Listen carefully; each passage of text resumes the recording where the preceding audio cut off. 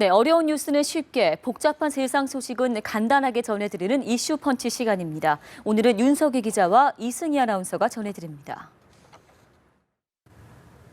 북한 당국이 군서열 2위인 현영철 인민무력부장을 공개 처형한 것으로 확인됐습니다.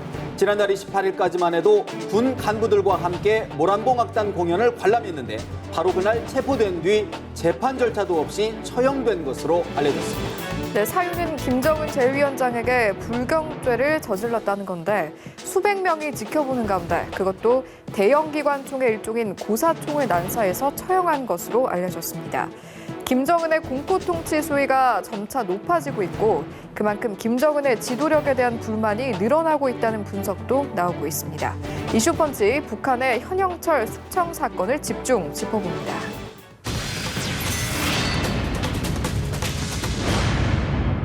북한 당국이 현영철 인민무력부장을 공개 처형한 것은 지난달 30일로 확인됐습니다. 국가정보원이 국회 정보위원회에 보고한 내용인데요. 지난달 28일 체포된 뒤 사흘 만에 평양 순안구역의 한 사격장에서 수백 명이 지켜보는 가운데 총살된 것으로 파악됐습니다. 지금까지 확인된 숙청 사유는 김정은 제1위원장에 대한 불경죄, 즉 불충이라는 건데 봉건 왕조 시대에서나 찾아볼 수 있는 죄목입니다. 북한 현영철 인민무력부장이 최근 반역죄로 공개 처형됐다고 국가정보원이 밝혔습니다. 인민무력부장은 북한 군서열 2위로 우리의 국방장관에 해당합니다. 국정원은 국회 정보위원회 비공개 현안 보고에서 이같이 보고했습니다. 현 인민무력부장은 지난 4월 24, 25일 군 일군 행사에 참석한 김정은 제1국방위원장의 옆자리에 앉아 조는 모습이 적발됐습니다. 아울러 김 제1위원장의 지시에 대꾸한 부분 등이 불경 및 불충으로 지적됐다고 국정원은 보고했습니다. 첫째, 김정은에 대한 불만 표출. 둘째, 김정은 지시 수차례 불이행. 세 번째로 김정은이 주재한 훈련 일군 대회에서 조는 모습에 불충스러운 모습 때문인 것으로 알려지고 있다고 했고. 현 인민무력부장은 체포된 지 사흘 만에 평양의 한 학교에서 수백 명이 지켜보는 가운데 고사총으로 공개 처형된 것으로 전해졌습니다. 현 무력부장은 군서열 1위인 황병서 군 총정치국장 다음으로 꼽히는 실력자였고 지난달 중순까지만 해도 미국과 핵전쟁도 불사하겠다고 위협하는 등 건재를 과시했습니다.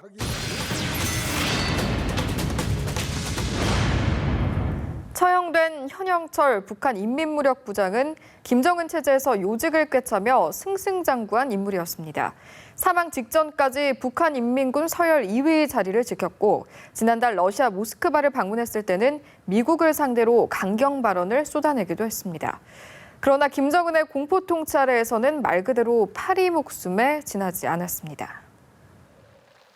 1949년생인 현영철은 북한군 서열 1위인 황병서 군 총정치국장과 동갑내기로 1966년 입대해 평생을 군인으로 살아왔습니다. 2006년부터 평안북도 지역을 담당하는 8군단장을 지낸 현영철은 2010년 9월 인민군 대장으로 승진했습니다. 2012년 7월에는 김정은 체제에서 군부 1인자로 통하던 리영호의 후임으로 총참모장에 전격적으로 임명됐고 계급도 차수로 올라갔습니다. 이듬해에 5군단장으로 잠시 좌천되기도 했지만 작년 6월에 인민무력부장으로 임명돼 사망 전까지 북한군 서열 2위 자리를 지켜왔습니다. 지난해 7월 김일성 주석 20주기를 맞아 행한 금수산 태양궁전 참배 수행을 시작으로 군 훈련 시찰과 각종 행사 등에서 김정은을 수행했습니다. 4월에는 인민군 대표단을 이끌고 러시아 모스크바에서 열린 국제안전에 관한 토론회에 참여해 강경 발언을 쏟아내기도 했습니다. 상경 무력에 위한 전쟁이든 핵전쟁이든 미국이 원하고 택하는 그 어떤 형태의 전쟁과 작전에도 단호히 대응할 것입니다. 이로부터 10여일 뒤 인민군 훈련 일군대회 참가자들을 위한 모란봉악단 공연을 관람한 것이 현영철의 마지막 공개 활동입니다.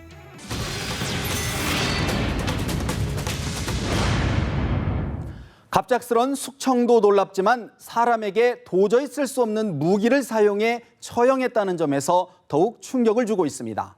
저공비행하는 항공기나 헬기를 요격할 때 사용하는 대공무기인 고사총을 사용한 것인데 집단적 공포감을 확산시키려는 의도로 보입니다.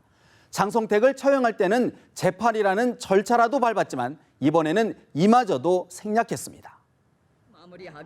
이번 현영철 처형에선 잔인함의 강도를 한층 높였습니다. 저공 비행하는 항공기나 헬기 요격에 사용되는 대공 무기인 고사총을 사용한 것인데 한 번에 1000발 이상 나가는 무기를 어떻게 인간에게 쓸 수 있는지 아예 시신을 알아볼 수 없도록 했다는 겁니다. 총살행위죠. 그리고 이제 정치범 수용소에 보낸다든지 그런 거 지금처럼 아주 단호하게 이제 극단적인 처형을 한 그런 사례는 사실은 김정시대에 들어와서부터라고 봐야 되겠죠. 이런 잔인한 방식은 무엇보다 주민들에게 극도의 공포감을 심어주려는 노림수로 해석됩니다. 어린 나이에 권력을 잡은 그로서는 아버지 김정일 체제보다 불안정해진 내부를 통제하려는 의도라는 겁니다.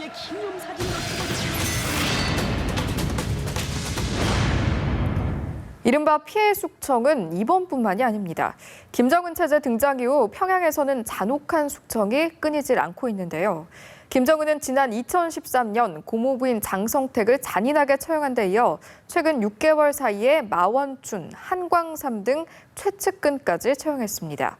자신의 권위에 도전한다고 간주되면 친인척은 물론 핵심 측근이라도 가차없이 내치고 있습니다.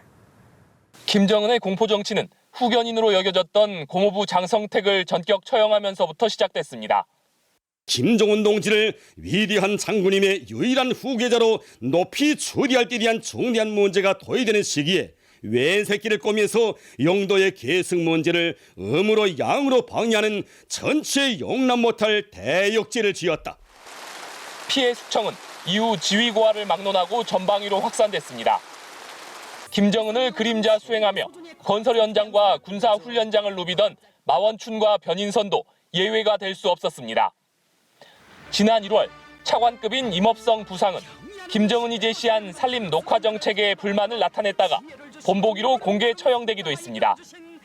평소 아끼던 핵심 측근이라도 김정은의 지시를 제대로 이행하지 않거나 이견을 제시하면 순식간에 숙청의 대상으로 전락하고 있는 겁니다. 김정은이 권좌에 오르고 첫 해인 2012년 17명, 13년 10명, 14년 41명에 이어 올해는 4개월 동안 고위 관료 15명이 형장의 이슬로 사라졌습니다. 특히 수백 명이 지켜보는 가운데 공개 처형하는 방식을 이용해 공포심을 극대화하고 있습니다. 천안함 사건을 주도했던 김영철 정찰총국장을 비롯한 군 간부들을 대상으로는 계급을 수시로 강등하며 무한 충성을 유도하고 있습니다.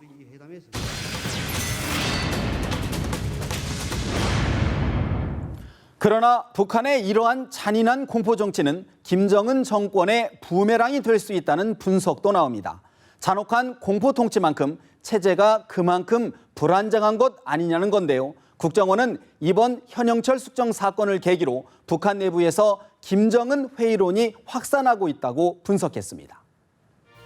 김정은 북한 국방위원회 제1위원장은 숙청 대상으로 일반 주민이나 중간 간부가 아니라 지근거리에서 보좌하는 핵심 측근들을 겨냥하고 있습니다.